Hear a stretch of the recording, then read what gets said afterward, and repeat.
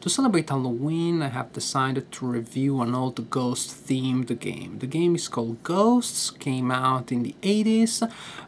It is a two-player abstract game, a bluffing game too. When you look closely, you see that the theme of the ghosts is actually kind of pasted on. It could be pretty much anything else, but the game does come with pretty cute looking figurines of the ghosts, so that is nice.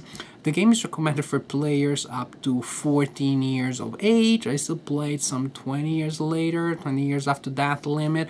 I do not know what that says about me. I'll let that for you to decide. You can still find all copies of the game online for reasonable prices, but after I show you the game, you'll see that you can easily build your own copy. The only problem with that is that probably your ghosts will not glow in the dark. Yes, because in the original version of the game, the ghosts do glow in the dark. Ooh.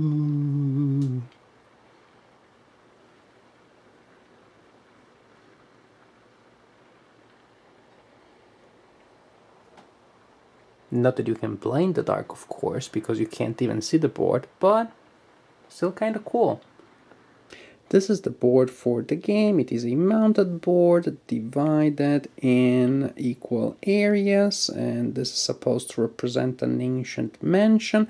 Also, there are 4 doors on the map.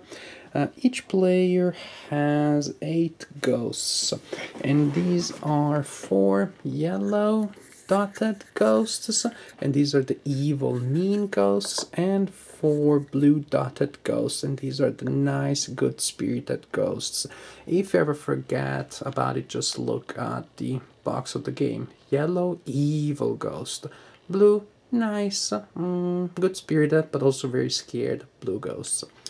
Anyways, the players start by placing their 8 ghosts in those 8 squares there, and they can choose any configuration combination in which they want to place their blue and yellow ghosts, and they're keeping the dot secret from the opponent. In fact, you cannot see which are the good and which are the bad ghosts of the opponent.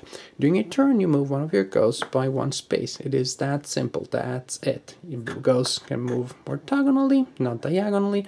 Ghosts cannot enter the space of friendly ghosts, and that's it. You move a ghost, the opponent does the same.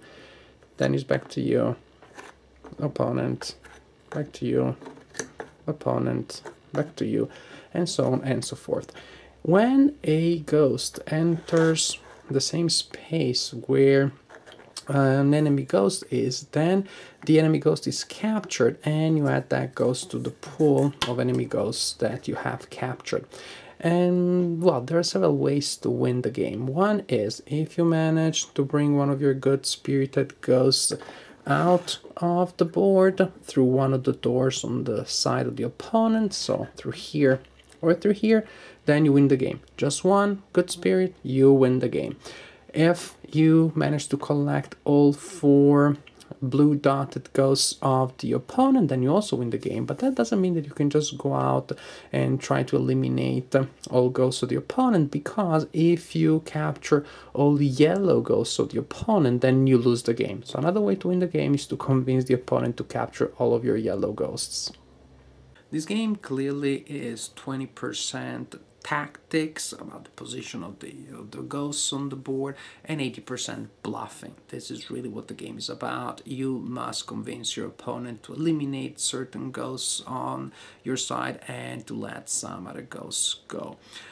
It is a filler, of course. It can be taught and set up in no time. It plays in 5 to 10 minutes, so this is very good because you can play it at the beginning or the end of a game night, between other games.